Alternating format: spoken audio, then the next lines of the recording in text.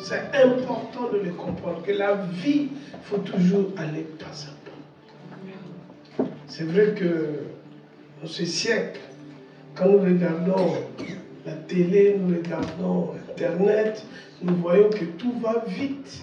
En vérité, Dieu ne fonctionne pas comme ça. Dieu pouvait créer le monde à une seule journée. S'il a pris le temps à aller pas à pas, c'est un processus que nous devons aussi accepter.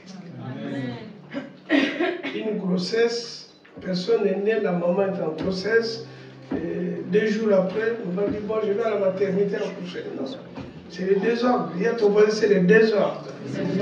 Voilà. Nous devons comprendre qu'il y a beaucoup de désordre dans la vie, et c'est pourquoi beaucoup de choses ne marchent pas. Tu dois mettre de l'ordre. 2024, tu dois vivre cette liberté en Christ. Parce que tu ne peux pas accepter que Christ habite en toi, le Saint-Esprit est en toi, la vie divine est en toi, tu as tout ça et que tu vives la vie que tu es en train de vivre. C'est ça justement le but de cette année 2024. Nous devons lutter pour mettre de l'ordre dans notre vie. Comme personne ne peut manger à ta place, personne ne peut respirer à ta place, c'est aussi de comprendre que personne ne peut mettre de l'ordre dans ta vie. C'est tu le seul responsable à mettre de l'ordre dans ta vie. Bon, ton voisin n'est pas content, de manière il me regarde, il s'attendait que je dise demande de l'aide. Tu n'as pas besoin de l'aide. Tu dois changer ta vie. Dis à ton voisin, tu dois changer ta vie. Dis à ton voisin, quand je te regarde, je vois que tu ne veux pas faire des efforts.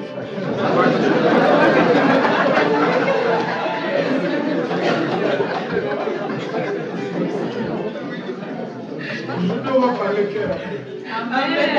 On se voit souvent par l'écran, mais là on est maintenant live. Amen. Donc on va parler cœur à cœur. Non, ça me dérange beaucoup de voir toutes les opportunités que ces pays nous donnent et que parfois voir les gens qui ne font rien.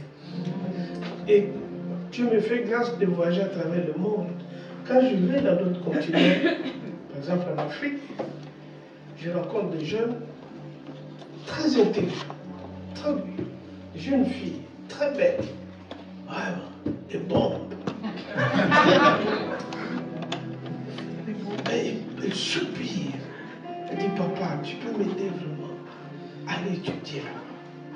Parce qu'ici, j'ai du mal. Les écoles, les infrastructures, toutes ces choses. Et quand j'arrive ici, même au Canada, je viens de dire, même aux États-Unis, alors que nous avons la grâce, je ne dis pas que c'est le top de top, mais au moins la capacité de se former, d'aller plus loin, nous négligeons. Voilà pourquoi 2024, ça sera ton année vraiment. Amen. Je n'attends pas ton Amen. Amen. Donc nous devons comprendre que cette année, vraiment, comme disait l'apôtre Paul, je t'en supplie, prends ta vie en main. Amen. Même tu es marié, parce que Jésus a dit, quand la trompette va sonner, l'homme et la femme entrent sur leur lit, et Jésus avait dit le lit, sous les draps ou les couettes, je ne sais pas ce qu'ils font, mais quand l'enlèvement va venir, c'est lui qui n'est pas en règle va rester. C'est-à-dire le mariage ne te garantit pas l'éternité. L'éternité est garantie par toi-même. Donnez-moi Amen. Amen. Ton éternité est garantie par toi. Ce n'est pas ton conjoint, ce n'est pas ton papa. Tu peux être l'enfant de pasteur, l'enfant de ci, l'enfant de ça, mais ça ne garantit pas ton éternité.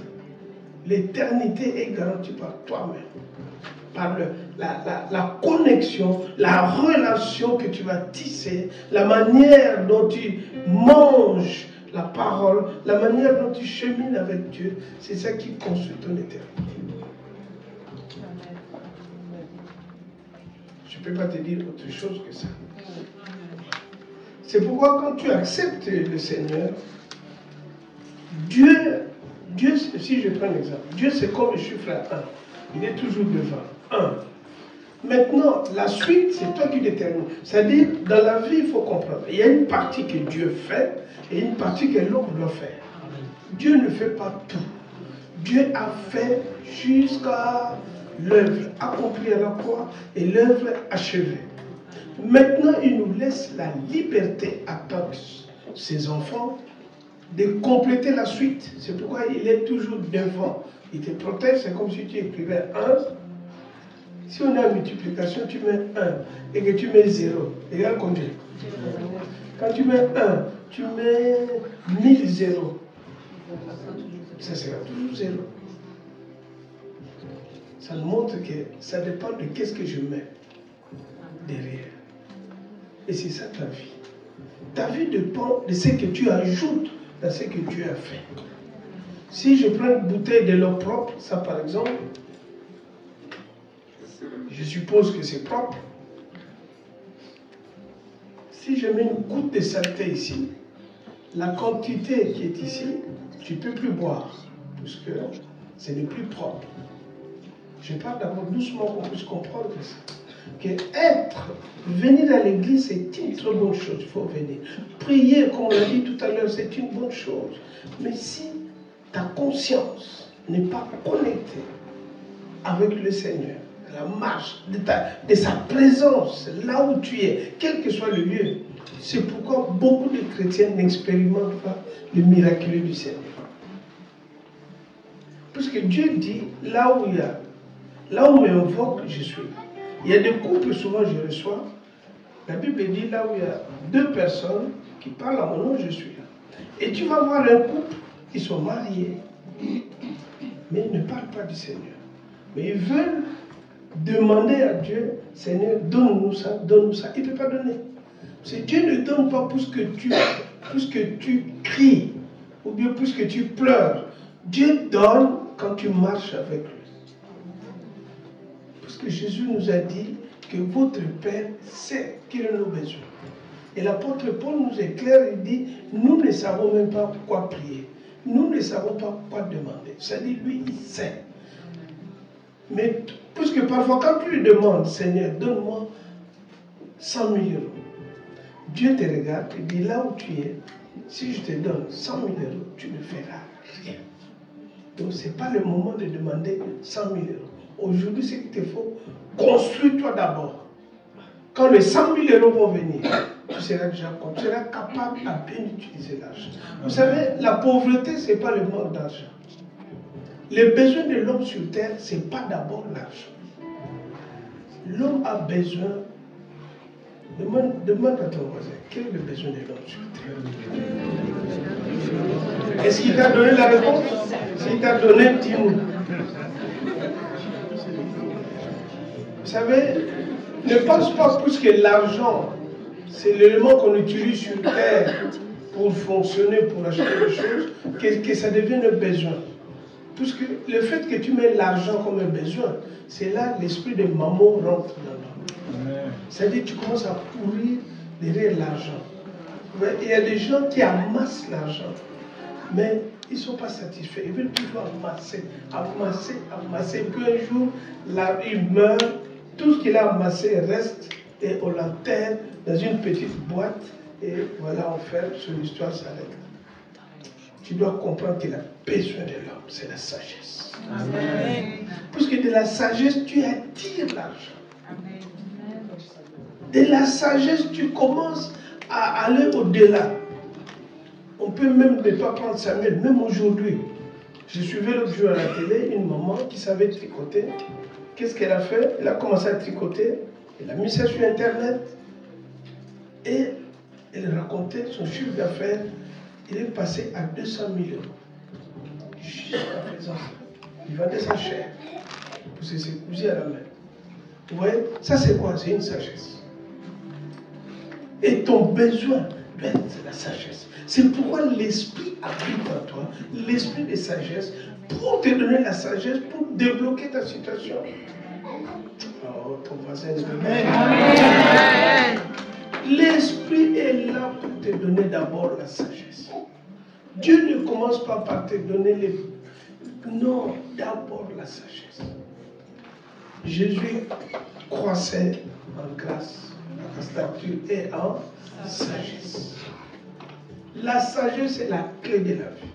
Quand quelqu'un est sage, il ne peut pas souffrir dans la vie.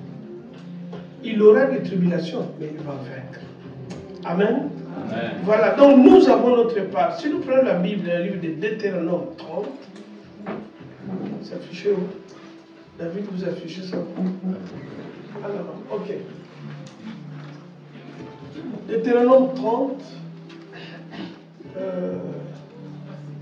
verset 13, c'est ça. Tu peux monter jusqu'à 11. C'est mieux monter. J'essaie de prendre 11, ou bien c'est pas possible. C'est pas possible, vous me dites. Ok. Ces commandements que je t'ai prescrits aujourd'hui n'est certainement point au-dessus de tes forces et hors de ta portée. Dieu nous dit, il a prescrit un commandement. Comprenez une chose, ça aussi c'est une clé, parce qu'aujourd'hui on va beaucoup parler de loi et de clés. Une des clés que vous devez comprendre, la parole de Dieu n'est jamais difficile. Quand Dieu te dit fais ça, c'est pas que c'est difficile, mais c'est ta chair qui s'oppose pour que tu puisses appliquer, puisqu'il sait que si tu appliques, tu vas débloquer la situation. Amen. Est-ce qu'on se comprend? Amen. Je fais doucement. C'est-à-dire, chaque fois que tu reçois une pensée, lis tel verset, ou bien écoute tel message, c'est-à-dire, Dieu veut débloquer quelque chose en toi, mais il te demande que tu prennes ça. Bon, je vais prendre un exemple simple. Quand tu vas voir le médecin, et le médecin te dit, prends tel comprimé, prends ça. Si tu regardes la feuille, tu dis, moi je voulais que tu me donnes ça, j'ai entendu parler, tu dis, non, non, non. Pour toi, c'est ça qui te confie. Et quand tu vas aller à la pharmacie, tu prends juste un cachet de Doliprane, tu le mets dans ta bouche, ça rentre en toi, ça meurt en toi. Qu'est-ce qui se passe? Le mot de tête, la grippe, la fièvre commence à partir. Un simple comprimé. La parole de Dieu est comme ça. C'est-à-dire qu'il te demande, ce n'est pas difficile, mais le combat de la chair, les systèmes que tu as construits dans ta vie, c'est ça qui t'empêche à prendre ça. Et il sait que si tu prends, ta vie ne sera plus pareille. Voilà pourquoi Dieu dit, il commence par ça, il dit, ces commandements que je t'ai prescrits, aujourd'hui n'est certainement point au-dessus de tes forces et hors de ta portée. On y va. 12, il n'est pas dans le ciel pour que tu dises qu'il montera pour nous au ciel, où nous l'ira chercher, qui nous le fera entendre afin que nous le mettions en pratique. Vous voyez, il y a des gens, ils pensent que quelqu'un doit faire pour lui. Dieu dit non, non, non, ce commandement n'est pas au ciel. Ne cherche pas au ciel. Ne m'invoque pas au ciel. Là, en toi. On continue. Il n'est pas de l'autre côté de la mer pour que tu dises qu'il passera pour nous de l'autre côté de la mer et nous l'ira chercher, qui nous le fera entendre afin que nous le mettions en pratique. Il est en train de nous démontrer que c'est une erreur. Bon, on peut demander à quelqu'un, soutiens-moi en prière, mais tu dois comprendre que tous tes besoins, tout ton fonctionnement doit d'abord, pas à l'extérieur, d'abord en toi-même. On y va? C'est une chose, au contraire, qui est, on va lire ensemble, qui est tout près de toi, dans ta bouche et dans ton cœur, afin que tu la mettes en pratique. Voilà. 2024, c'est ça la Bible. Juste mettre en pratique. Mais il nous dit que ce n'est pas loin, c'est en toi. Il dit dans la bouche de quoi? Proclame, confesse. Parle à l'adversité. Ne parle pas de l'adversité, parle à l'adversité. Ne parle pas de ta montagne, parle à la montagne. Reprime la situation. C'est ça la clé qui te donne déjà. Parle à la situation. On ne commence pas par se lamenter.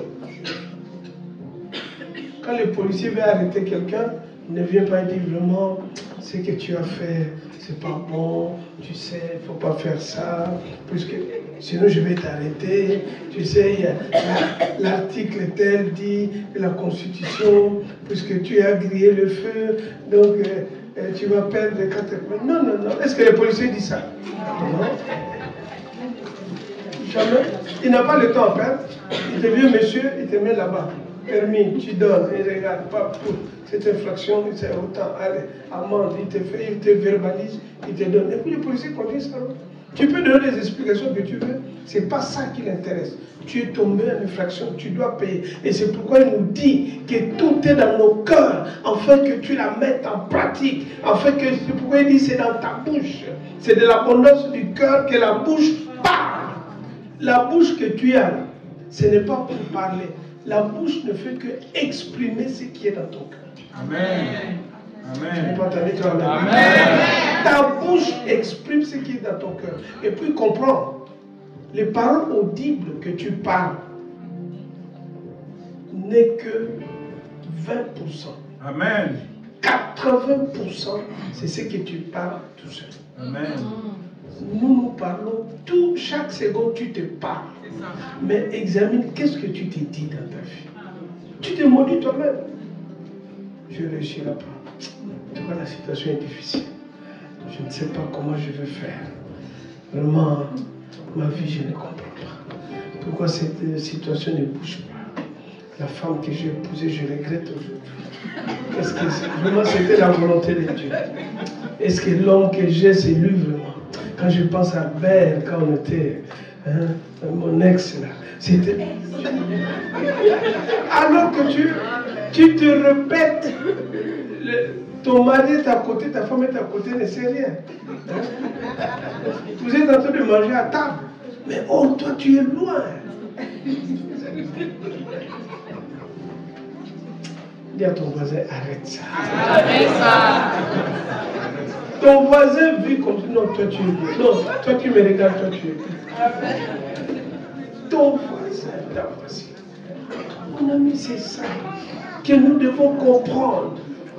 Les proclamations que tu fais, quand tu parles, tu es en train de proclamer des choses. Comme l'esprit habite. N'oublie pas une chose, nous avons le pouvoir de créer. La première chose que Dieu a donnée à l'homme, quand il a créé, il dit soyez féconds. La fécondité, c'est-à-dire la capacité à créer des choses, il n'y a que l'homme, même les anges n'ont pas ça. Même Satan n'a pas ça, sinon Satan pouvait créer. Satan, qu'est-ce qu'il fait? On crée, et puis lui fait la contrefaçon. Ça, c'est une chose. Il y a des pays qui sont experts dans ça. Voilà. Mais Dieu n'est pas comme ça. Toi non plus. Comme tu es l'image de la ressemblance de Dieu, c'est-à-dire Dieu a mis en toi la capacité créative. C'est pourquoi Satan a besoin toujours de l'homme pour créer des choses, pour s'autodétruire. Satan te pousse à détruire ta vie. Satan ne peut pas détruire ta vie, mais il va te pousser à détruire ta vie. Il va injecter de pensées, il va te mettre dans un système de fonctionnement, système de croyance, système de pensée pour que tu détruises ta vie.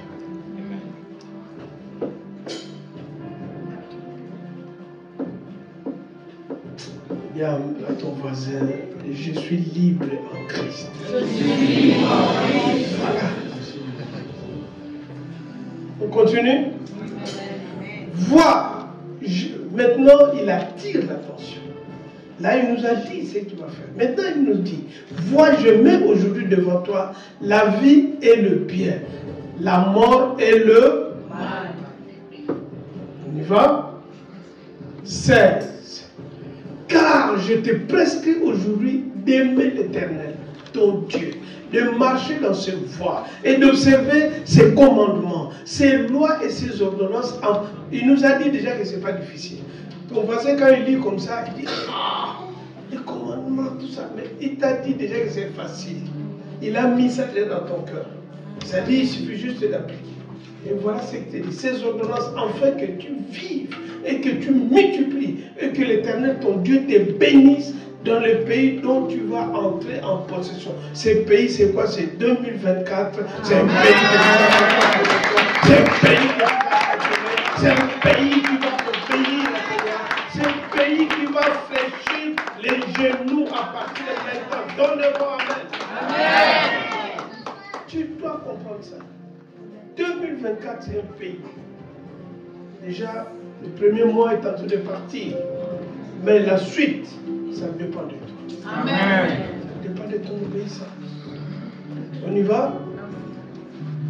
Mais si ton cœur se détourne, si tu n'obéis point, et si tu te laisses entraîner, tu vois, tu te laisses entraîner à te prosterner devant d'autres dieux et les servir, on y va, je vous déclare aujourd'hui que vous périrez, que vous ne plongerez point vos jours dans le pays dont vous allez entrer en possession après avoir passé le jour. On va s'arrêter là. Mais qu'est-ce qu'on comprend que non, on va continuer. On était à combien? À 18, 19. Voilà, on va finir par là. Je prends aujourd'hui un témoin contre vous, le ciel et la terre. Je mis devant toi la vie et la mort, la bénédiction et la malédiction. Choisis la vie afin que tu vives, toi et ta postérité. Amen. Amen. Amen. Il nous dit tout ce qu'il nous a dit, et puis il a mis des témoins. Parce que tu ne peux pas te cacher. Les jours où Caïn avait tué Abel, la terre a crié. La Bible dit le sang de ton frère monte jusqu'ici. La terre que nous voyons et le ciel sont des témoins. Tu peux te cacher, mais là, tu peux te cacher, parce que tu as besoin de la terre. Et le ciel aussi te regarde. Tu as deux témoins qui vous observent tout ce que tu fais. Parce que quand tu seras devant Dieu, tu diras, non Seigneur, tu ne m'avais pas dit, il dira, non, le ciel va dire, non, non, non, non. Il était informé. Il était informé. Ces jours-là, je lui ai parlé, mais il n'a pas voulu. Il est allé se cacher. Voilà. Le ciel et la terre. Regarde Abraham. Dieu prend Abraham, il appelle, il dit, viens Abraham, sors, compte les étoiles. Il monte vers le ciel. Il dit, voici la postérité que tu auras. Compte le sable de la terre. Nous devons ces deux dimensions, de toute façon, nous sommes entre ces deux dimensions, le ciel et la terre. Nous sommes au milieu. Et voilà pourquoi tu as la capacité de donner les ordres, comme il avait dit à Job, pour que ta vie change, pour que ta situation aussi change. Amen. Voilà, 2024 doit être une année. Il ne faut pas que 2023 vienne perturber ton 2024. Amen. Tu dois être capable de mettre de l'ordre. Il faut que cela s'arrête. Il faut que les carnages de Satan, la sorcellerie, ta tante qui est restée au village, qui doit toujours te perturber la nuit pendant que tu dors, ça doit s'arrêter maintenant. Moi je dis ça doit s'arrêter. Voilà. Il faut que tu sais ça. Tu comprennes ça. C'est pourquoi on nous a amené, Sylvain nous a parlé de péché et de l'iniquité. Tout à l'heure, quand on prenait la Sainte Seine, je voulais vous corriger aussi une chose. Tout à l'heure, quand on prenait la Sainte Seine, je me souviens, j'étais pas loin, j'ai commencé à planter derrière. J'étais caché. Ça va changer. Nous sommes là, vraiment, nous devons accélérer nos travaux pour aller dans un lieu solennel. Amen.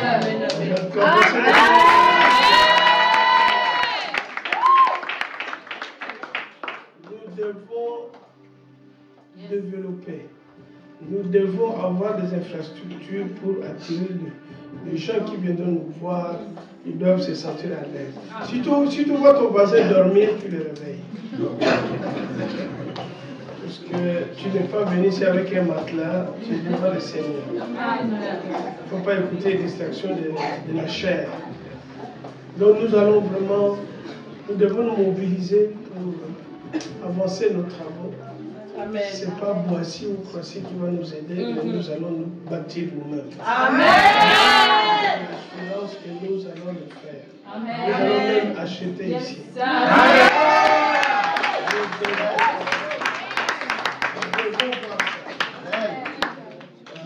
Tu dois croire à ça. Même ton voisin refuse, mais toi tu dois. Amen. Reste avec nous. Nous allons quelque part. Nous allons quelque part. Ça va s'accomplir. Et nous sommes en train, depuis 3 semaines, je pense, de voir des attitudes qui sont très importantes, bien des choses qui perturbent la vie d'un enfant de Dieu. C'est le péché et l'iniquité. Non, j'avais dit que j'allais corriger quelque chose. Tout à l'heure, quand on prenait la Sainte Seine, C'est le frère qui dirigeait, c'est ça. Hein? Il avait dit que le raisin, il faut faire très attention. Très attention.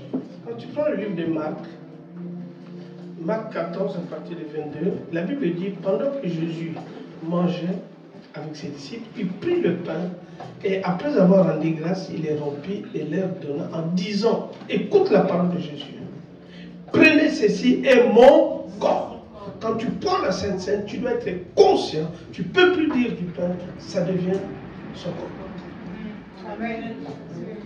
Vous savez, Pierre, quand il était dans le barque avec Jésus, quand ils ont vu le fantôme, ils ont dit, Jésus, si c'est toi, dis simplement un mot. Quand Jésus a dit, marche, Pierre, qu'est-ce qu'il a dit? Par ta parole, je vais marcher. Quand Dieu parle, Jésus parle, cette parole, à l'instant, tout dépend de ta conscience. Si ta conscience accepte que ce qu'il vient de dire, c'est ça qui s'accomplit, c'est fini, ta vie change. Amen.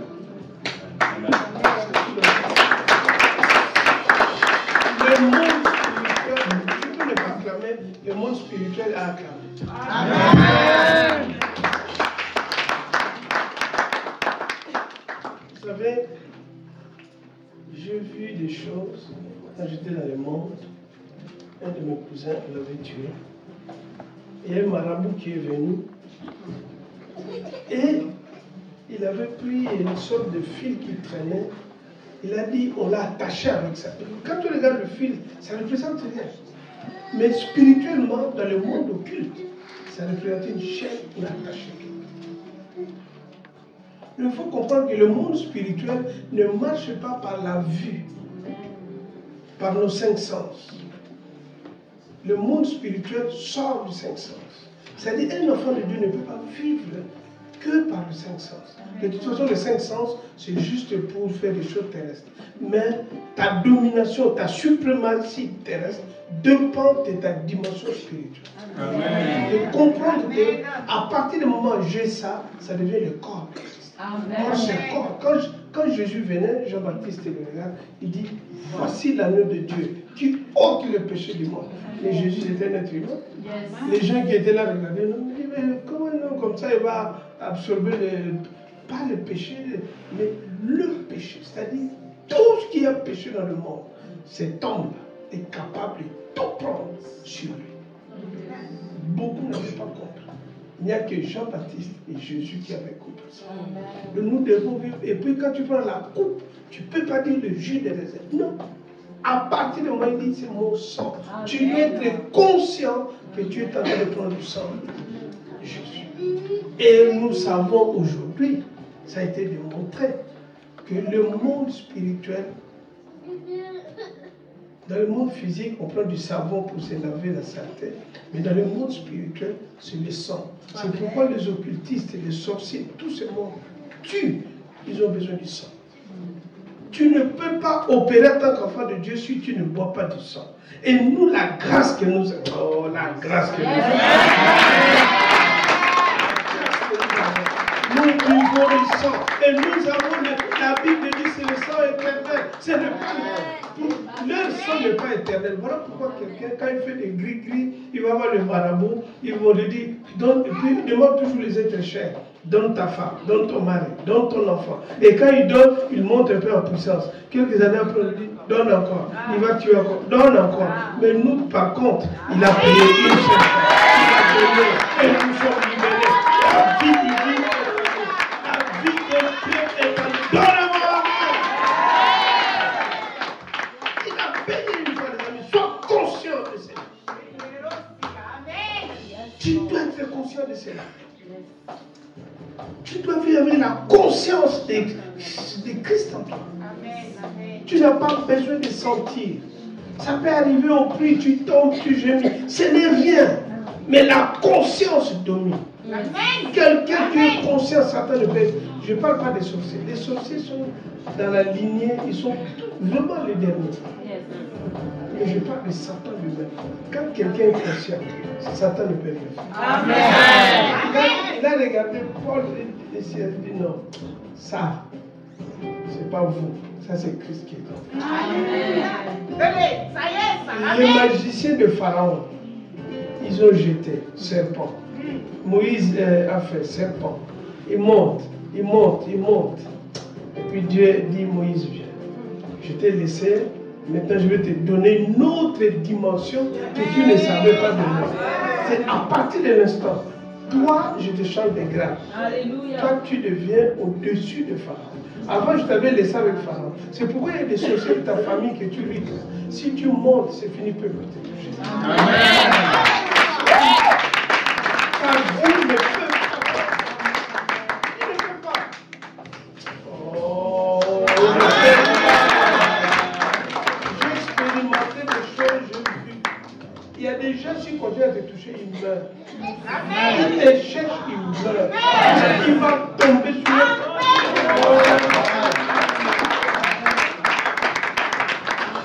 C'est ça, les amis. Tu dois comprendre ça. Que non, ta vie ne peut pas être comme ça. Tu dois sortir de la dimension de la chair, de la réalité, des ressentis. Tu dois vivre maintenant par l'esprit, dans la vérité. Voilà, je voulais corriger juste cette partie. De comprendre que désormais, quand tu prends, même tu es à la maison, tu es seul. Tu n'as pas besoin, tu le regardes. Tu dis ça, je prends le corps de Christ. Ça, je vais boire son sang. Donc c'est le sang. Pendant que tu le prends, tu es conscient que je bois du sang. Quand tu bois le coco, c'est pas très bien, mais quand tu bois une boisson sucrée, gazeuse, tu es conscient de ce que tu bois. Les gens qui boivent l'alcool, si tu lui donnes du jus, il va te dire non, moi je veux l'alcool. Parce qu'il est conscient, il a le goût. Toi aussi tu dois avoir le goût de ça. Amen. Qui vit à toi, qui boit.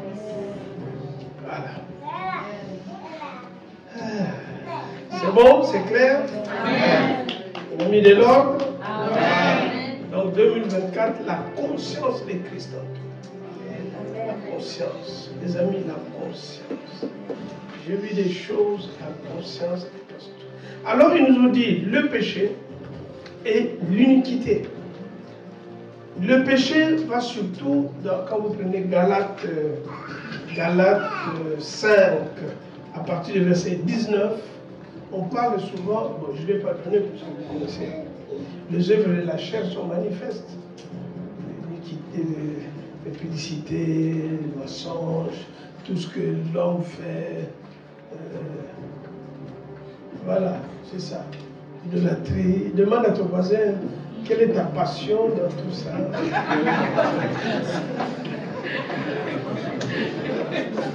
C'est-à-dire de demander à ton voisin, toi tu me regardes. Je suis pas ton voisin. Il y a ton voisin, quand je te regarde, je sais ce qu'il est. Ça mène au péché. Voilà. La convoitise. Il y en a plein. Par ça, il y a la convoitise. L'orgueil de la vie. Toutes ces choses amènent au péché. Après, il va nous parler de l'iniquité. L'iniquité, c'est-à-dire c'est le péché que tu n'es pas capable de te débarrasser. C'est-à-dire ça devient comme une seconde nature. Et c'est là où c'est très dangereux. Puisque ça te contrôle. Ça t'empêche de te débarrasser. Tu demandes pardon tous les jours, mais tu es toujours emprisonné. C'est la prison dorée. Satan t'écarte dans ça. Non, tu dois t'en sortir. Amen. Et ce péché n'a rien à voir avec le cinq sens. Souvent, c'est de l'iniquité, c'est de péché, c'est comme de la famille. Vous savez, dans des familles biologiques, nous avons certaines, il y a d'autres des maladies génétiques. Hein? On est avec dans la famille, vous allez voir, tous ils ont une maladie. D'autres, ils ont un mode de fonctionnement. Peut-être il y a des familles qui sont tous menteurs. Mentir, ça ne les dérange pas. Ils mentent tout le temps. Même il n'a pas envie, il ment. Quand il venait, il n'avait pas envie de mentir. Mais quand il arrive, il commence à mentir. Et puis quand il te ment, tu sais qu'il te ment. Mais ça ne lui dit rien. Vous avez vu déjà quelqu'un comme ça? Demande, dis à ton voisin, j'espère que ce n'est pas toi.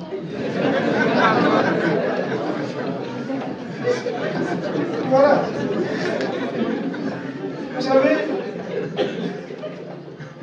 quand le parent meurt, il laisse toujours l'héritage aux enfants. Souvent, l'héritage qu'on laisse, on voit le bien matériel, ça dépend des parents. S'ils étaient vraiment très pauvres, ils vont vous laisser des dettes, ils vont vous laisser des choses compliquées. Il y a d'autres, ils laissent des maisons, des voitures, tout ça. Qu'ils soient pauvres ou riches, mais il y a un héritage qu'on laisse qui n'est pas visible. C'est cet héritage-là. Il y a des familles, les enfants, sans le vouloir, ils sont de la débauche.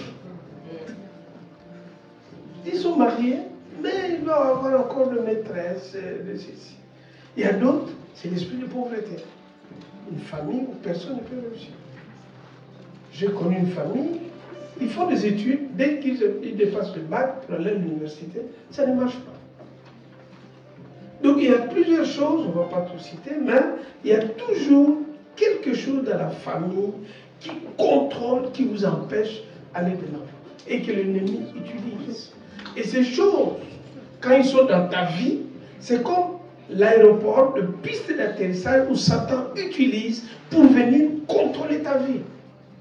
Donc voilà pourquoi de cette année, à partir de cet instant où nous parlons, tu dois tout faire pour dégager toutes ces choses. Amen. Amen.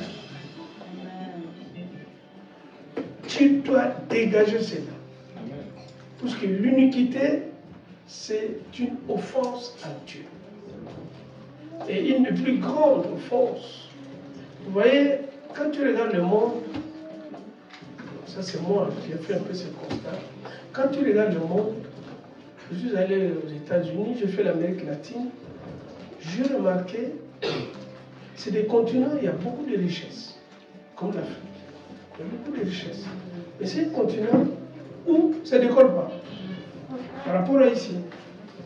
Ici, c'est vrai le foie, on lutte avec le foie, on lutte avec ceci, mais nous voyons quand même de l'ordre. C'est-à-dire, Exode 20, à partir du verset 5, en le lisant, j'ai eu vraiment cette pensée. Exode 20, je commence à lire. Exode 20.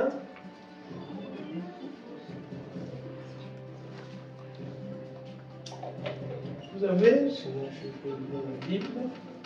Si vous voulez me tester si j'ai vraiment la Bible. C'est bon. C'est bon?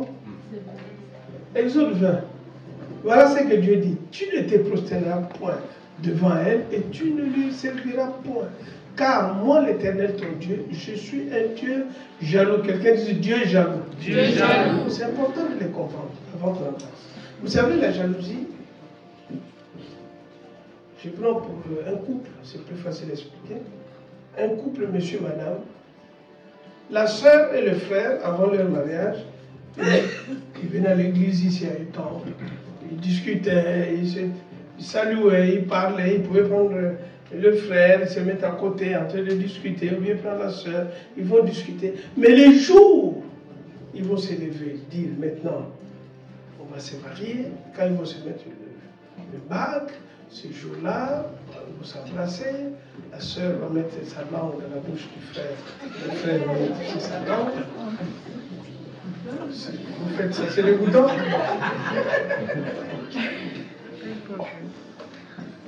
Vous êtes surpris? C'est dégoûtant ou bien quoi? Si tu n'es pas encore marié, tu verras si c'est dégoûtant. Mais qu'est-ce qui va se passer si le frère remarque que la sœur continue à parler avec un frère? Ça va créer une jalousie. Avant, ça ne se faisait pas. Mais dès que vous êtes marié, la femme ne permet plus au frère de parler avec le sœur n'importe comment. Surtout quand on voit une sœur qui te prend par la main, tu vois l'humeur change. Il prie en langue, il prie plus. Il ne veut plus prier. C'est même qu'on ne parle plus. Mais l'homme, quand il voit ça, il sait qu'à la maison, ça va chauffer. Vous voyez pourquoi? Puisque il y a l'alliance, il y a un lien d'appartenance, vous formez une seule chair. C'est cette alliance que nous avons aussi avec Dieu. Les amis, comprenons ça. Être enfant de Dieu, c'est une alliance que nous formons avec Dieu. C'est-à-dire, nous ne dépendons plus de nous-mêmes. Nous dépendons maintenant de Dieu. C'est là où ça déclenche la jalousie. Dieu ne parle. Il faut faire attention. Dieu ne parle qu'amour. Dieu est amour, Dieu pardonne. Attention, il a dit qu'il est jaloux. Et quand quelqu'un est jaloux, il faut faire très attention. Il ne faut pas exciter sa jalousie. Est-ce qu'on comprend? Amen. Voilà. Jaloux qui punit l'iniquité de père sur les enfants jusqu'à la 3e et la 4e génération de ceux qui me haïssent. On y va? Et qui fait miséricorde jusqu'à 1000 générations à ceux qui m'aiment et qui gardent mes commandements. Donne un bon amen. Amen. Donc tu vois, il dit, quand tu es dans l'iniquité, dans l'idolâtrie, dans toutes ces choses, il punit jusqu'à 4 générations. Mais quand tu marches avec lui, jusqu'à 1000, il vous bénit. Vous savez que tu dois comprendre que la vie sur terre, nous ne vivons pas pour nous. Nous vivons pour les générations futures. C'est-à-dire pour les enfants de tes enfants. C'est pourquoi Dieu avait dit à... C'est un culte spécial, il ne faut pas trop regarder l'air. Hein? Vous êtes d'accord avec moi? Amen. On doit se parler. Amen. Je veux que ta vie soit spirituelle. Amen. Dieu dit, il dit jusqu'à 4 générations, je vais bénir. Et jusqu'à 1000 générations, je vais bénir. Et si les parents, pas tes parents biologiques directs, peut-être 3 générations avant, ils ont adoré les idoles. Vous voyez que ça descend, ça pète à terre. C'est pourquoi nous vivons pour les générations futures. C'est pourquoi la Bible dit que les justes que nous sommes, nous laissons l'héritage, pas nos enfants, aux enfants de nos enfants. Vous voyez? C'est ça qu'il faut comprendre. Il faut que le jour où tu vas mourir, quand on t'enterre, ce qui reste, avant-hier j'ai assisté à un enterrement, ce qui m'a fait très mal dans cet enterrement, l'enfant, les fils de papa qui est parti, il dit, mon papa était un bon vivant. C'est-à-dire, il aimait la vie. Mais je n'ai pas écouté un témoignage de quelqu'un qui dit, non, il aimait Dieu, il aimait l'évangile, il aimait ceci. Les jours de ta mort, comprenez une chose, les jours où on met un cercueil, tu es à l'intérieur, les gens peuvent dire de bonnes choses. Ils vont dire, il était bien, il était ceci. Mon ami, pour Dieu, ça ne sert à rien. Si tu ne le savais pas, si tu veux que... J'étais en Guadeloupe une fois. Il y a des gens de Guadeloupe ici. La Guadeloupe, non. Martinique, non. Ah, la Martinique est là-bas, non. Bon, je vais parler de la Guadeloupe. Mais je ne touche pas la Martinique. Puisque je viens de la Martinique, d'ailleurs. Celui qui m'accompagnait dans le protocole pour tout ce que je faisais. Et puis il me dit, pasteur, je ne serai pas avec toi, il y a un enterrement. Je lui dis, ok. Quand il est venu, il a dit, ah, pasteur, si tu voyais l'enterrement, on l'a enterré avec un cercueil tout blanc. Puisqu'il y a la tradition là-bas, pour quelqu'un qui est bien, les cercueils doivent être tout blancs. Vraiment bien garni, hein? Très bien. Donc là, quand tu vois un cercueil, tu dis, ah, ça c'est quelqu'un de bien. Quand il a fini de me parler, je dis, est-ce qu'il avait Christ dans sa vie? Il me dit non. Je dis, pourquoi tu dis qu'il est bien? Est-ce que tu sais là où il est maintenant? Vous, sur terre, vous êtes en train de donner, il était où, il est fait. Mais est-ce que tu sais là où il est? S'il n'avait pas Christ. Eh oui. Être bien, cela ne veut rien dire. Est-ce qu'il a Christ? Quand quelqu'un n'a pas Christ, il n'est pas bien. Il n'est pas bien. Il peut faire de bonnes choses, il peut créer les orphelins, il peut créer tout ce qu'il veut. La Bible dit, Dieu a créé de bonnes œuvres pour nous, pourvu que nous le pratiquions. Amen. Les bonnes œuvres, ce n'est pas créer les ceci. Non. Est-ce que lui, il est à l'intérieur? En quoi il est glorifié? Dieu, c'est un businessman, s'il faut le dire. Dieu, c'est un grand homme d'affaires. Il a investi. Il veut voir qu'est-ce que ça donne sur l'investissement.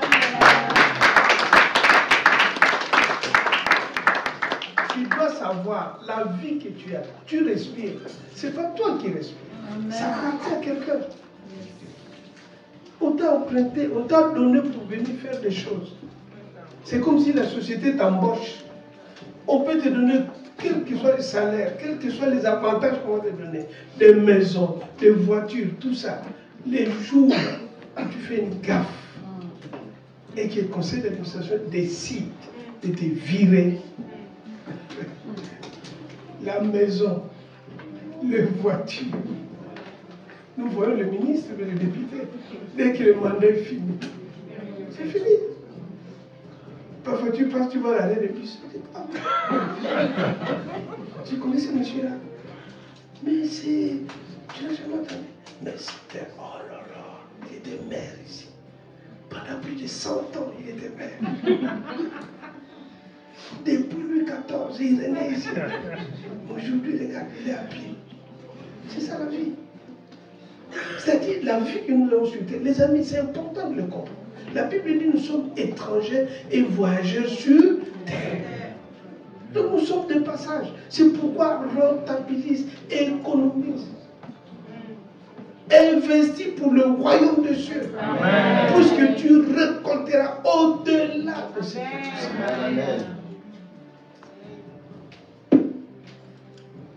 Dieu n'est pas contre que nous ayons des comptes en banque, Dieu n'est pas contre qu'on achète des voitures. Il veut bien, il veut ça. Mais est-ce que ça glorifie Dieu? Si ça ne glorifie pas Dieu, ça ne sert à rien. Ah, tu as fait disparaître mon verset. Bien-aimés, je vous exhorte comme étrangers voyageurs sur terre à vous accepter. Ah oh, tu as donné pour ce que... Un Pierre 2. Voilà, c'est ça, merci. Vous suivez? Voilà. Nous sommes étrangers et voyageurs. Il y a des choses, il ne faut pas s'étranger.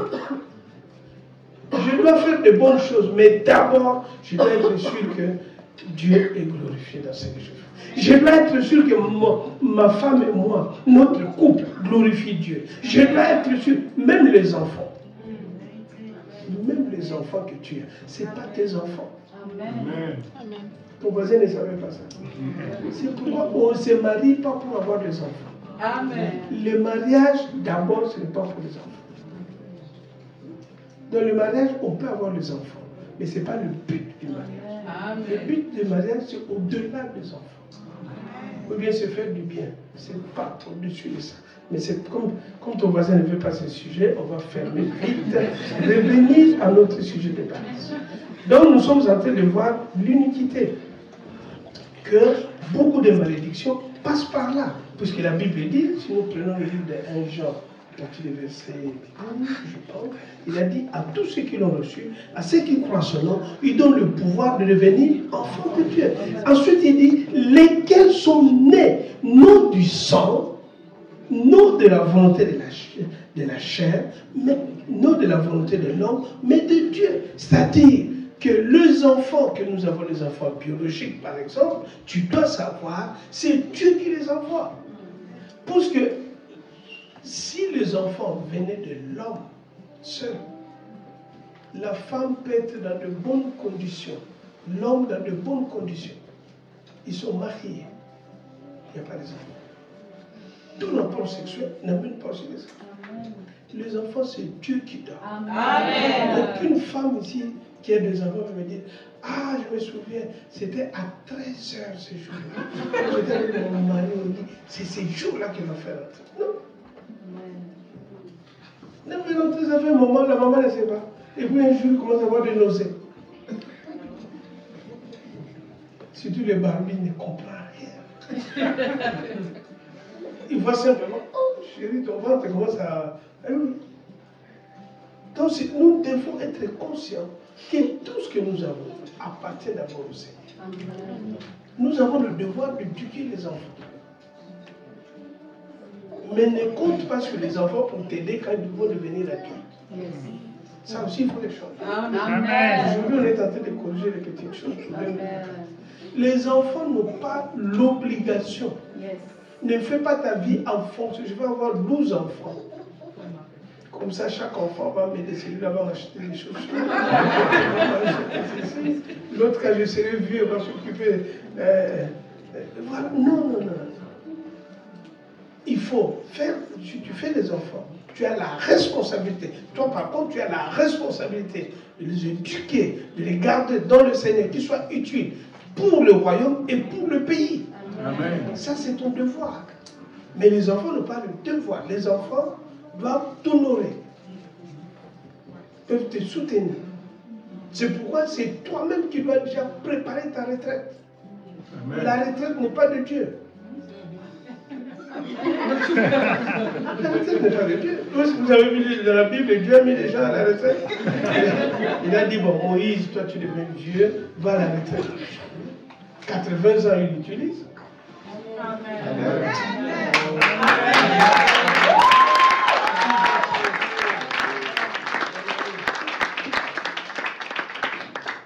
J'ai 68 ans, je serai à la retraite. Et je suis là. Amen. Pourquoi me mettre à la retraite? Quand même tu n'acclames pas, pour ça c'est... Je ne suis pas à la retraite. Non. Ne te réjouis pas de la retraite. Amen. Si l'État te met à la retraite, toi tu continues. Amen. C'est-à-dire, non, il y a des choses, il faut changer ta mentalité. Dieu t'a donné le cerveau. Qui vous a dit que le cerveau s'arrête? Ça ne s'arrête pas. La plasticité que tu as dans ton cerveau, la capacité de mémoire à développer des choses, la créativité, tu l'as. Utilise ça, mon frère. Utilise ça. Arrête de penser à la retraite. Crée d'autres sources de revenus. Alléluia. Les gens pensent à la retraite puisqu'il n'y a qu'un seul boulot. Il est à la gare de Temple, c'est RRC. Il prend ce RRC, il arrive à Paris, il fait son job. RRC, non, quand je descends, je prends le métro 4, et puis je prends le métro tête, j'arrive au travail, et il reprend ce métro, il arrive à la gare, il reprend l'eau jusqu'à Étampes, il vient à la maison, métro, boulot, dodo, métro, boulot, train, dodo. À Étampes, il faut dire aussi train.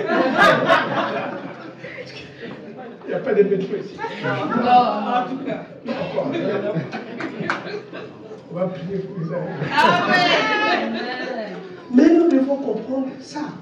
C'est-à-dire, il y a des choses que la société a fait pour limiter quelque chose. Si tu regardes les gens qui ont étudié avant, ceux qui ont vécu ces pays, par exemple, avant nous, ici en Europe, mais tu verras, il était écrivain, il était médecin, il faisait la politique, il faisait ceci. Avant, c'était comme ça. Parce qu'ils avaient la capacité, c'est comme ça que Dieu a créé l'homme. Mais maintenant, plus les sociétés arrivent, les autres veulent dominer les autres, ils ont créé des castes. Toi, tu es juriste, tu es resté là. Toi, tu es médecin, toute ta vie, tu es là. Toi, tu es ceci, toute ta vie, tu es là. Tu fais. À un moment donné, ça ne te plaît plus même, tu ne peux plus rien faire. Tu ne fais que ça, tu ne fais que ça. Et puis, la retraite arrive. Tu es là, tu regardes. J'ai vu, je pense, une société de textile, ils étaient en train de fermer, et puis la dame dit, mais ça fait 30 ans que je travaille ici, comment je vais faire? Toute ma vie, je mettais que des boutons, maintenant, comment je fais? 30 ans en train de mettre des boutons, tous les jours. 30 ans, tu prends un bouton. Oh, quelqu'un dise miséricorde. Miséricorde. Il faut changer ça. Amen. Change ça. Yes. Dis à ton voisin, change ça. Change ça. Ouais. Tu dois créer. Jeune homme, tu es étudiant. Crée. La richesse, tu dois créer. Tu dois avoir la capacité de générer la richesse. Tu dois avoir la capacité de se multiplier dans la vie. Ne restez pas comme tu es. Travaille, mais on ne vit pas avec son salaire. Le salaire, c'est pour payer la survie. Mais si tu veux vivre, tu dois créer d'autres fleurs. Eden avait 4 fleurs qu'il arrose. Tu dois avoir cette mentalité. Amen. La richesse, c'est une mentalité. Ce n'est pas l'argent, c'est une mentalité. Un pauvre, vous êtes en France, vous voyez les gens qui gagnent le loto. Je suivais une émission, il a gagné plus de 30 millions d'euros. Et il est à pied. On lui demande comment tu as fait. Il dit, dès que j'ai pris cet argent, J'ai fait le tour du monde. J'ai voyagé dans des yachts. Donc, dès qu'il prend l'argent, je vais vous envoyer dans les yachts. Maintenant, les yachts sont où? Maintenant, les yachts, ce sont ses pieds. Aïe, aïe, aïe. Voilà les amis. Ésaïe 50.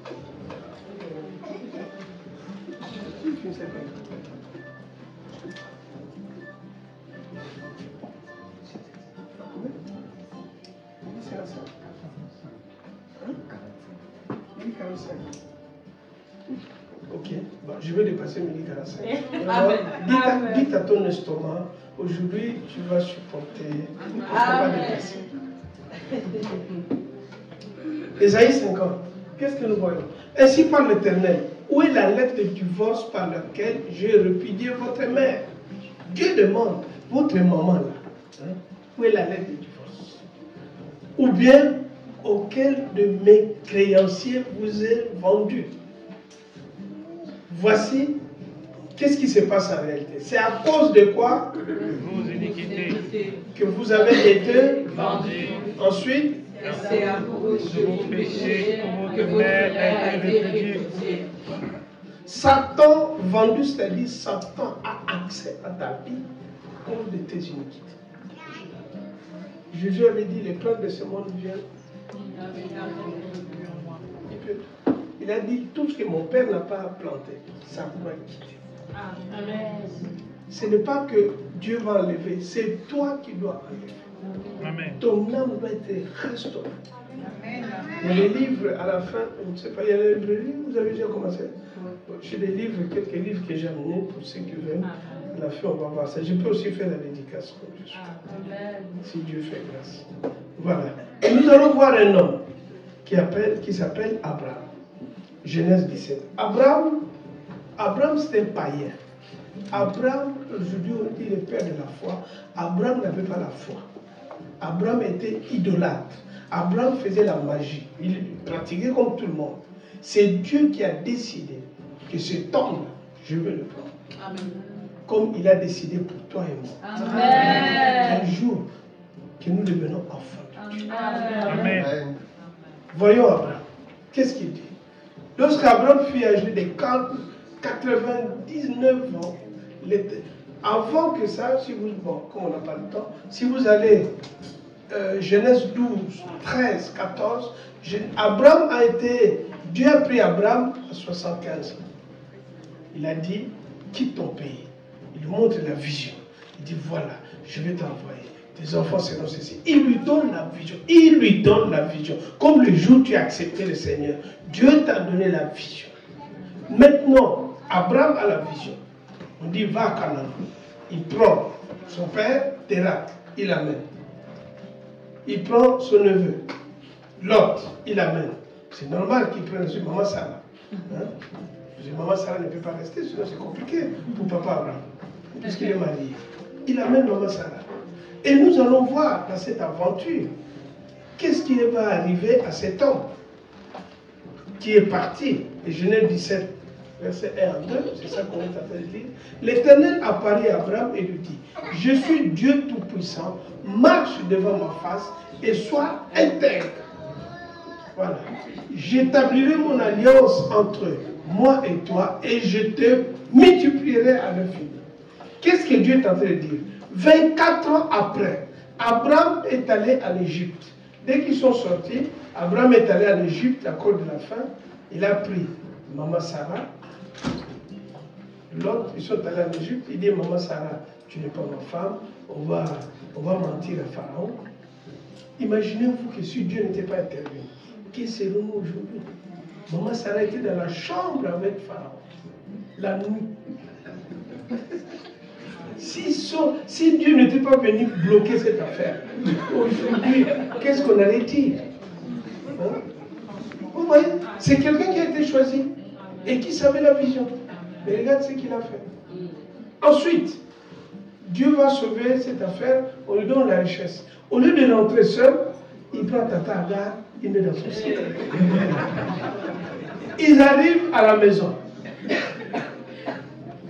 Dieu lui parle encore.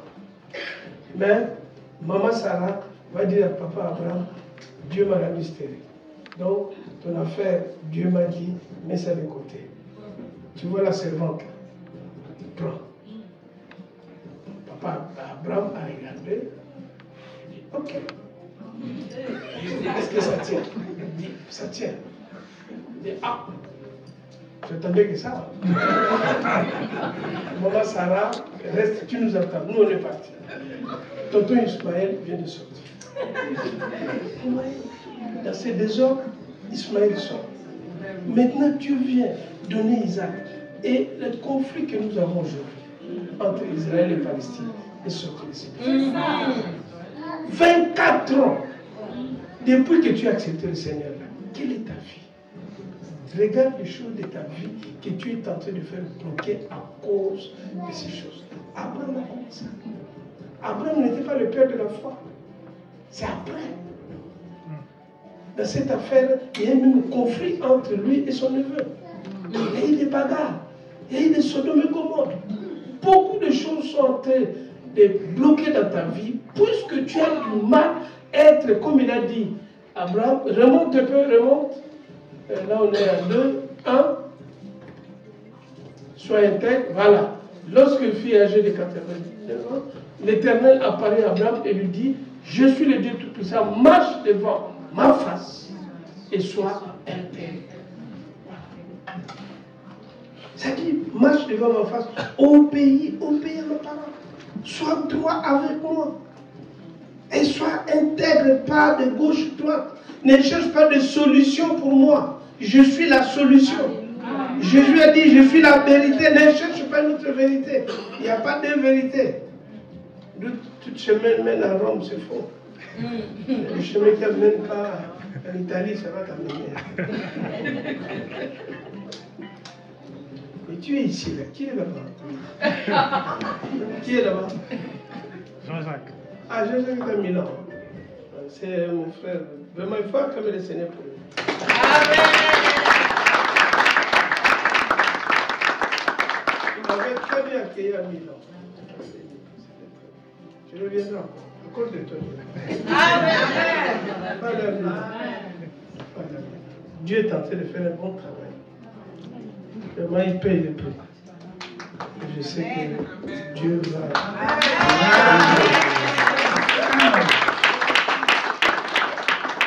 Donc nous voyons que l'iniquité, le péché, c'est des choses qui donnent accès à l'ennemi. C'est pourquoi, quand tu pêches, même là où tu es, c'est un péché quelconque, lève-toi, va à la pharmacie, achète un comprimé. Ça s'appelle un Jean 9. Amen. Tu achètes à la pharmacie et tu l'avales. Il a dit, il est juste et fidèle. Un, pour pardonner. Ensuite, fais quoi? Purifier de toute iniquité. L'iniquité ne peut pas résister dans ta vie. Amen. Donnez Amen. Amen. Ça ne peut pas, les amis. Puisque Jésus à la croix, il a versé son sang. L'œuvre accomplie. Nous devons comprendre que nous sortons du pardon de Dieu. Un enfant de Dieu, ton voisin vraiment nous fatigue. Il a du mal à comprendre. La Bible dit dans Romains 8, la loi de l'esprit de vie en Jésus-Christ m'a affranchi de la loi du péché et de la mort. Un enfant de Dieu est affranchi. Jésus n'a pas dit qu'on n'aura pas de tribulation, qu'on n'aura pas de problème. Ça n'a rien à voir. Ce n'est pas parce que tu es enfant de Dieu que tu ne peux pas tomber malade, tu ne peux pas faire ceci. Ce n'est pas de ça qu'on parle. Ça, c'est le corps. Le corps peut être agressé. La situation peut être bloquée. Mais la loi de l'esprit de vie en moi me dit que je suis affranchi. Quel que soit ce qui t'arrive, quels que soient les problèmes que tu vois, quel que soit ce qui t'arrive, mais sache que tu es affranchi. Un jour, tu vas sortir toujours vainqueur. Donnez-moi Amen. C'est ça la vie de l'enfant de Dieu. L'enfant de Dieu ne vit pas une vie toujours. Tu veux. Non. Qui t'a dit ça? Tu auras des tribulations. C'est juste ce qu'il a dit. Les tribulations ne sont pas un problème. Pour toi et pour Dieu. Tout ça va disparaître. C'est pour un temps. Amen. Tu peux te, pendant que tu travailles, la saleté peut te toucher. Mais c'est pour un temps. Dès que tu finis de travailler, tu rentres dans la douche, tu te laves, tu deviens propre. C'est vrai ou c'est pas vrai? Amen. Ma soeur devient propre, elle s'habille bien. Et puis...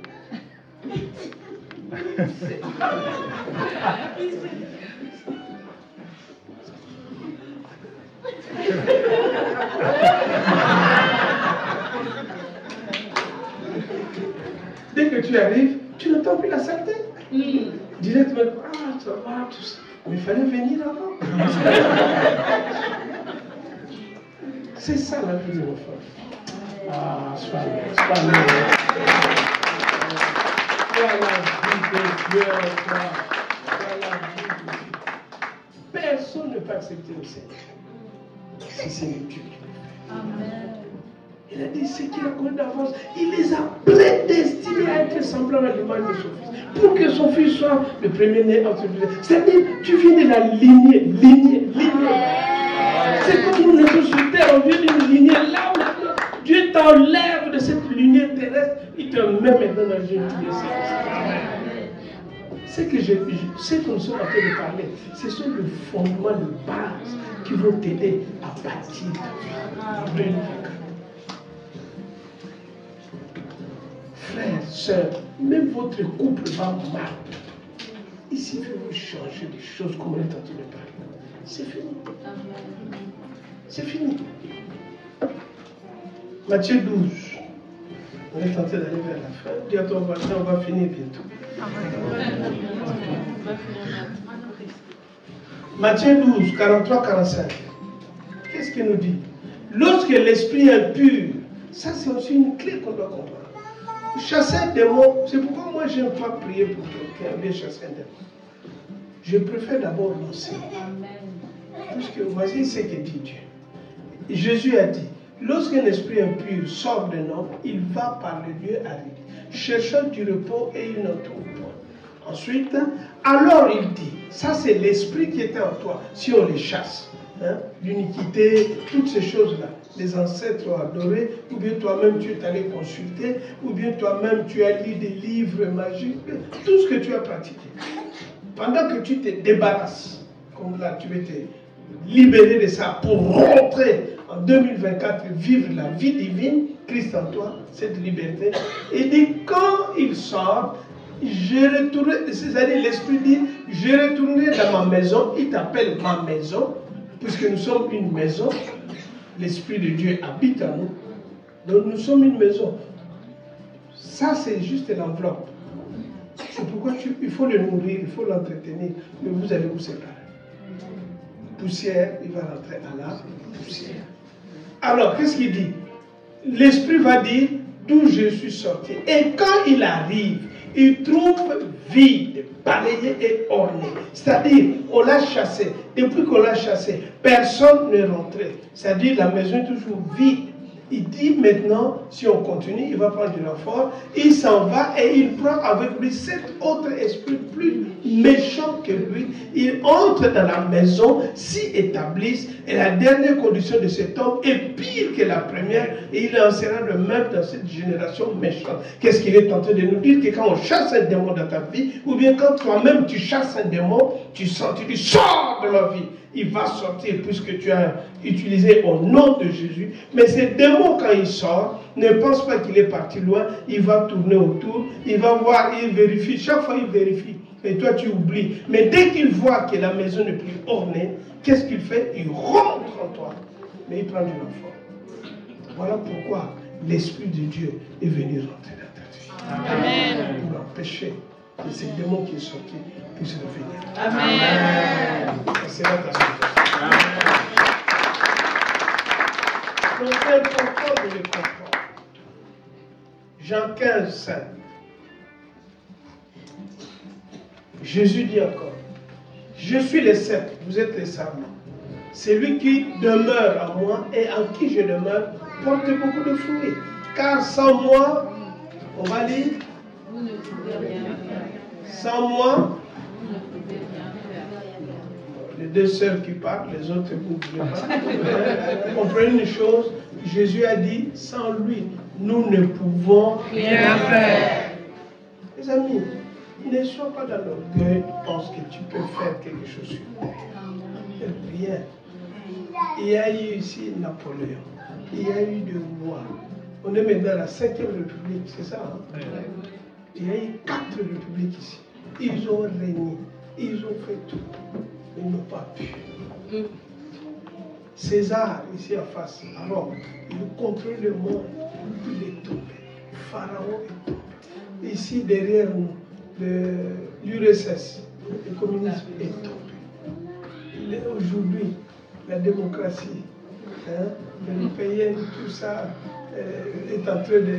Bon, je ne dis pas tomber, mais est en train de faire quelque chose. Est en train de glisser. Donc vous voyez, et c'est ça que Jésus dit, attention, la branche, quelle qu'il soit sa grosseur, si tu vois un arbre, ne félicite pas cette branche, c'est l'arbre qu'il faut féliciter. Une branche ne peut pas porter de fruits. Une branche de manguier ne peut pas produire de fruits. Il ne fait que porter le fruit. Le fruit, c'est l'arbre. Puisque l'arbre est planté à la racine, c'est lui qui produit le fruit. Ne commettez pas l'erreur. Quand tu vois des fruits dans ta vie, tu penses que c'est toi qui les produis. C'est Jésus qui produit.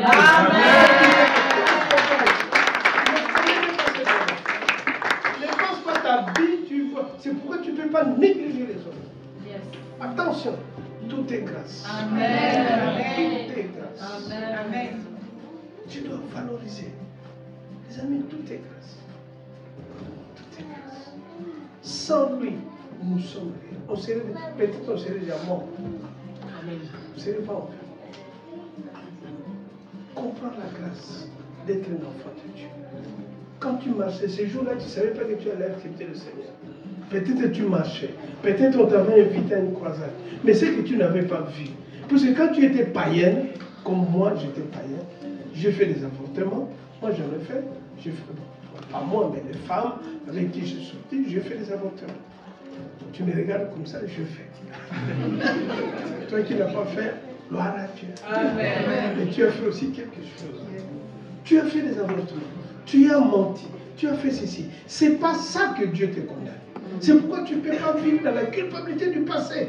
Dieu ne te condamne pas pour ça. C'était normal, puisque le vieil homme, Romains 6,6 dit, notre vieil homme était là, il nous contrôlait, nous avions une nature diabolique, satanique. C'est ça qui nous a menés dans le péché. Mais à partir du moment où j'accepte Christ, c'est-à-dire, ce qui m'a mené dans le péché, voilà.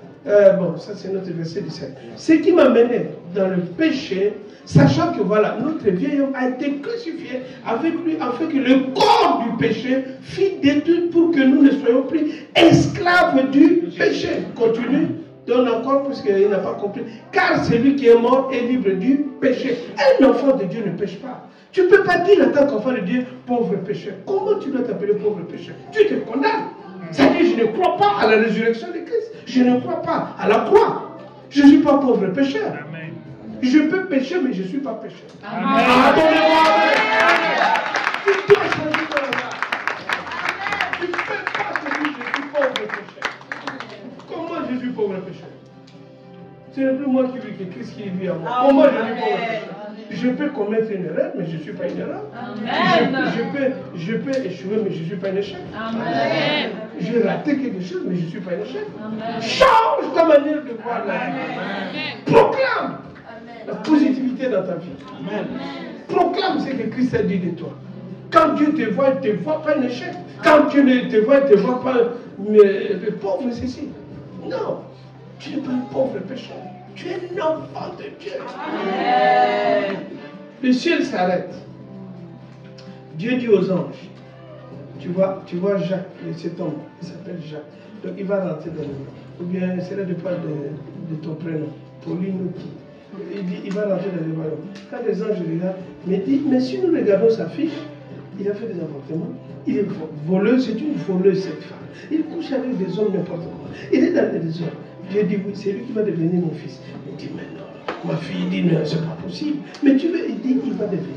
Mais le vieil homme, la nature satanique qui te contrôlait, ne savait pas. Si Satan savait que tu allais devenir enfant de Dieu, il a été tué déjà. Satan te préparait quoi. Nous, là où j'ai grandi, avant Noël, nos parents, soit ils achetaient des poules, ou bien des cabris, des chèvres, Et puis on le nourrit. On le prépare pour les jours de l'an. Et le matin, vous l'amenez, il va brouter l'herbe. Et puis le soir, il rentre à la maison. Le chef était content. Il dit, ah, quelle famille j'ai trouvé. On le nourrit tranquillement sans faire les efforts.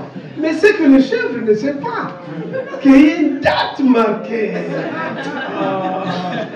Et nous, on était enfants, tu es content. Le matin, tu l'amènes. Si c'est un coq là, tu lui donnes à manger tout le temps. Tu achètes des arachis, tu lui donnes. Et puis, le jour J, le matin, le chef, le soir, dit, vous m'amenez des 1. Aujourd'hui, c'est aujourd'hui. Et puis, on tue le coq, le chef, on le fait à manger. Nous étions comme ça avec Satan. C'est-à-dire, tout ce que Satan te donne, il va les réclamer. Il va détruire. Mais ces jours-là, Dieu, par son amour, il a livré son Fils. Ça, c'est ce qui marche qu'il faut garder. Que le ciel s'est arrêté. Et puis Dieu a zoomé. Il t'a vu. Maintenant, le Saint-Esprit, comme il a créé le monde, c'est pareil. Comme il a mis la naissance de Jésus, c'est pareil aussi. Marie ne savait rien. Elle était en train de piler son manioc. Et puis voilà, l'ange arrive. Donc c'est la même chose. Dieu vient dire, bon, il va rentrer au ciel. Aujourd'hui, à 15h pile, il vient devenir mon fils, ma fille. 15h, tu étais à une réunion, ou bien quelqu'un t'a parlé du Seigneur. Tu sens en toi ces jours-là que ça te touche. Tu dis non, je vais donner ma vie à Jésus. Non, je vais donner ma vie à Jésus. Si tu es là dans cette salle, tu n'es pas encore le Seigneur. C'est ça qu'il faut faire. Amen. C'est ça. Tu dis Seigneur, je vais donner ma vie. Je te demande pardon. Je veux que je devienne ton enfant. Rentre en moi. Prends possession de ma vie. Mais ce que tu ne voyais pas, pendant que tu étais de parler, pendant que tu faisais ça, tout le péché que tu avais commis dans ta vie, tout ce que tu avais fait dans ta vie vient de partir.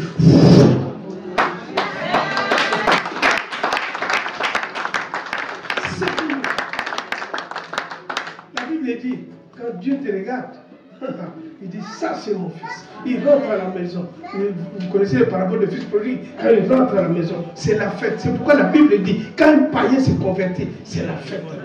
C'est la fête. C'est la joie. Tout le monde dort. Enfin, il rentre à la maison. Voilà, bienvenue, le papa te prend. Mais ta vie ne change pas, ton corps ne change pas, ta situation ne change pas. Mais tu es déjà dans le royaume. Mais comme tu es bébé, c'est pourquoi dans les formations qu'on peut sentir, tu commences à te former, à méditer, à croire. C'est pourquoi nous devons prendre soin des nouveaux qui arrivent.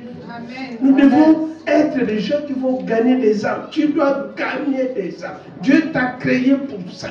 Tu n'es pas devenu chrétien. Toi, tu es sauvé. Si tu meurs là, tu vas directement au bras du Père. Mais les païens, les voisins du père, les collègues du travail, qui sont encore dans le monde, nous devons les amener à Christ. Amen. Pour qu'ils aussi soient sauvés. Tes parents doivent être sauvés. Tu es sauvé. Maintenant, tout ce qui te reste, la conscience de qui je suis maintenant.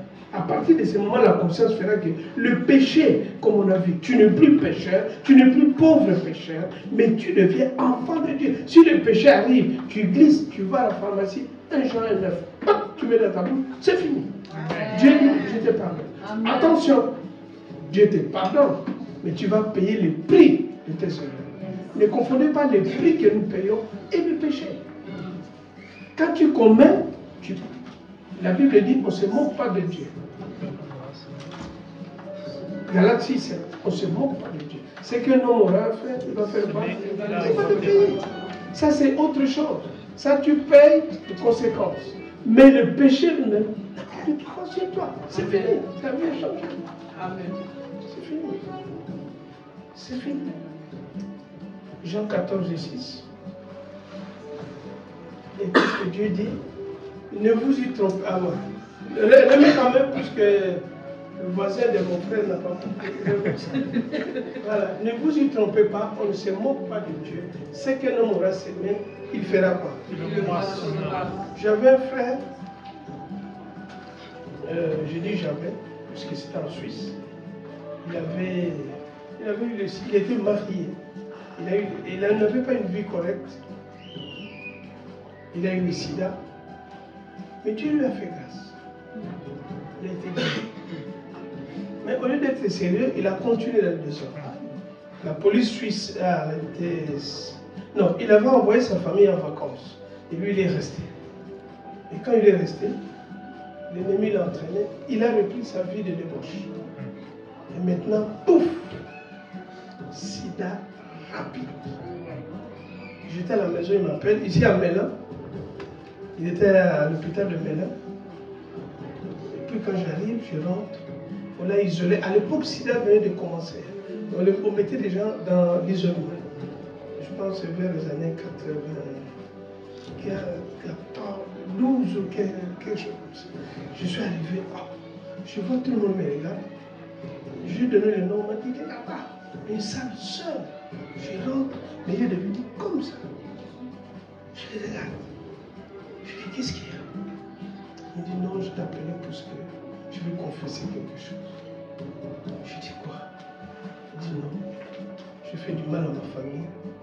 Quand j'étais en Suisse, Dieu m'a guéri. Mais je n'ai pas arrêté. Là, je suis en train de mourir. Je voulais vraiment demander pardon, Seigneur. Prie pour moi. On a prié. 2 jours après, il est parti. Il m'a dit simplement, je sais que mes enfants vont me condamner. Je sais que ma femme va me condamner. Je les ai fait du mal. Bon, il s'est confessé dans beaucoup de choses. Mais c'est bien. Mais les dégâts sont restés. C'est ça les conséquences. Faites attention. Tout ce que tu commets comme péché, iniquité, que tu ne veux pas laisser, tu ne vois pas, tu es tenté de détruire les générations futures. Ils vont te condamner. Dans les entretiens, je reçois beaucoup de personnes aujourd'hui qui condamnent leurs parents parce qu'ils ont fait du mal. Au lieu de rester tranquille avec ta femme, tu insultes ta femme, tu bats ta femme, tu insultes ton mari, tu gifles ton mari devant les enfants, devant ceci, tu es tenté de détruire leur vie. Tu es tenté de leur faire perdre l'estime de soi, la confiance de soi. Tu n'encourages pas, toujours critique, murmure, c'est pas bon. Voilà. Et qu'est-ce qu'il nous dit? Jean 14, 6. Jésus le dit, je suis le chemin, la vérité et la vie. Nul ne vient au Père que par moi seul. Voilà. Tu ne peux pas devenir enfant de Dieu comme ça. Les amis, Jésus, c'est ne pas être, vous savez, l'Église, nous ne sommes pas dans une religion. ICC, nous devons comprendre, nous ne sommes pas dans une religion. Nous avons adhéré à la foi à quelqu'un qui s'appelle Jésus. Donc nous adhérons à notre foi est liée à une personne. Notre foi n'est pas un concept qui flotte. Ta foi doit être attachée à une personne. C'est pourquoi tu dois renouveler cette alliance. C'est comme un couple quand ils se marient, ils doivent renouveler chaque jour leur alliance. Ils se font du bien. Nous devons comprendre, nous sommes attachés à une personne, Christ en nous, l'espérance de la gloire. Yes. Vraiment, reste avec ça. Amen. Et que ton 2024 soit une année de bénédiction. Amen.